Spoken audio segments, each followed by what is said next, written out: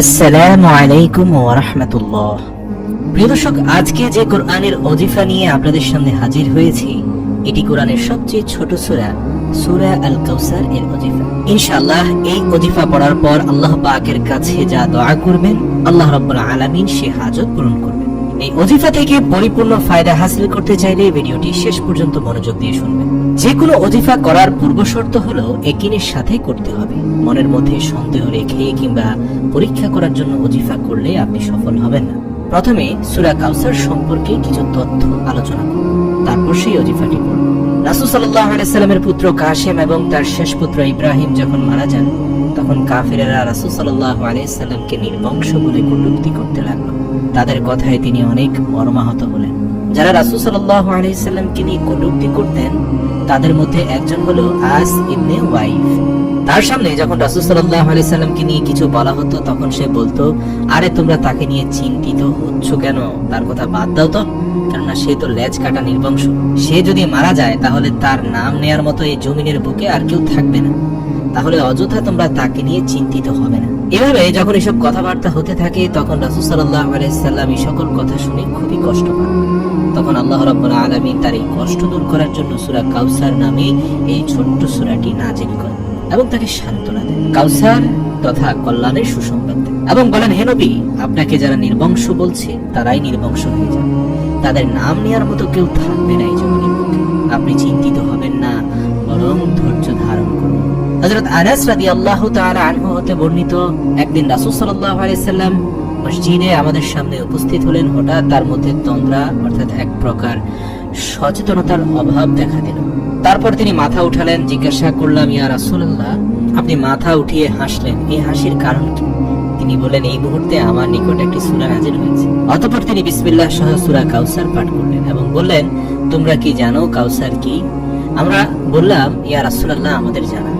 তিনি বললেন, এটি জান্নাতের একটি নহর। আমার রব আমাকে এটি দেবেন বলে ওয়াদা করেছেন। এতে অজস্র নিয়ামত আছে। আমার উম্মত কিয়ামতের দিন এই হাউজে যাবে। এর পানির পাত্রর সংখ্যা আকাশের তারকা সমূহ সমান হবে। তখন কিছু লোককে ফেরেশতাগণ হাউজ থেকে উঠিয়ে দেবে। আমি বলবো, হে রব, তারা তো আমার উম্মত। তখন আল্লাহ তাআলা বলবেন, হে নবী, আপনি জানেন না আপনার উপরে তারা নতুন মত ও পথ অবলম্বন করেছিল। এটি মুসলিম শরীফের 400 নম্বর হাদিস। হাউজের পানি হবে দুধের চেয়ে শুভ্র, বরফ ঠান্ডা, মধুর চেয়ে মিষ্টি, মেশকের চেয়ে সুঘ্রাণ সম্পন্ন। অনেক প্রশস্ত দৈর্ঘ্য ও প্রস্থ হবে। কোণ সমূহের প্রত্যেক কোণ 1 মাসের রাস্তা। তার পানির মূল উৎস হবে জান্নাত। জান্নাত থেকে দুটি খালের মাধ্যমে সে পানি সরবরাহের কাজ সমাধা হবে। আর সে খাল দুটির একটি রৌপ্যের হবে, অপরটি স্বর্ণের। এটির পানি যে পান করবে সে আর কখনো পিপাসার্ত হবে না। তবে এখানে এটা জানা আবশ্যক যে কাউসার হাউজ একই বস্তু নয়। হাউজের অবস্থান হবে হাসরের মাঠে, যার পানি কাউসারি থেকে সরবরাহ করা হবে। আর কাউসারের অবস্থান হলো জান্নাতে। কাউসার শব্দটির উৎপত্তি মূলত কাসারাতান থেকে। আল্লামা ইবনে কাসির রাহমাহুল্লাহু আলাইহি এটাকে সর্বাধিক কল্যাণ বলে প্রাধান্য দিয়েছেন, কারণ এর অর্থ নেওয়াতে এমন ব্যাপকতা রয়েছে যাতে অনন্য অর্থ শামিল হয়ে যায়। এতক্ষণ আমরা হাদিসের আলোকে এবং তথ্যের আলোকে সূরা কাউসার এবং হাউজে কাউসারের গুণগান শুনলাম। এবার আসুন এই নামে যে সূরা কাউসারের একটি আমল বা বুজুর্গানে দিন দ্বারা পরীক্ষিত সেটি সম্পর্কে আমরা জানব। বুজুর্গানে দিন আয়াতের উপর আমল করে ফল পেয়েছেন, তারপর জনগণের জন্য তা প্রকাশ করে দিয়েছেন। অতএব আজকের সূরা কাউসারের ওজিফা নিয়ে আপনাদের সামনে আসলাম। এটি পূর্ণ ইয়াকিনের সাথে করবেন। ওযু সহকারে পাক পবিত্র অবস্থায় একটি জায়গায় কিবলামুখী হয়ে বসবেন। তারপর 11 বার দরুদ শরীফ পড়বেন। এরপর 133 বার সূরা কাউসার পড়বেন।